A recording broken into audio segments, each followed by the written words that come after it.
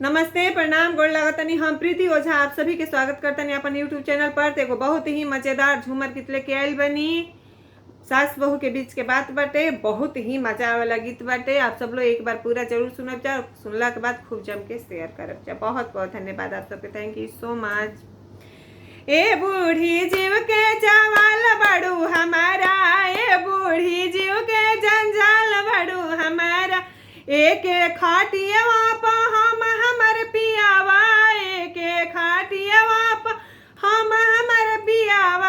ए बूढ़ी double दीवान चाहिए तोहारा, ए बूढ़ी डबल दीवान चाहिए तोहारा। ए बूढ़ी जीव के जंजाल बड़ू हमारा, ए बूढ़ी जीव के जंजाल बड़ू हमारा। एक थारियवा में हम हमर पियावा, एक थारियवा में हम हमर पियावा। ए बूढ़ी सौसे पारात चाहिए तोहारा, ए बूढ़ी सौसे पारात चाहिए तोहारा। ए बूढ़ी जीव के जंजाल बड़ू हमारा, ए बूढ़ी जीव के जंजाल बड़ू हमारा। ए बूढ़ी जीव के जंजाल बड़ू हमारा। एक चौदरिया में हम हमर पियावा, एक चौदरिया में हम हमर पियावा।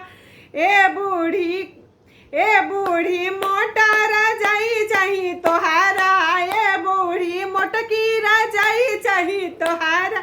ए बूढ़ी जीव के जंजाल बड़ू हमारा, ए बूढ़ी जीव के जंजाल बड़ू हमारा। दाल भात चोखा खाई हम हमर पियावा, दाल भात चोखा खाई हम हमर पियावा। ए बूढ़ी होटल के खाना चाहिए तोहारा, ए बूढ़ी होटल के खाना चाहिए तोहारा। ए बूढ़ी जीव के जंजाल बड़ू हमारा, ए बूढ़ी जीव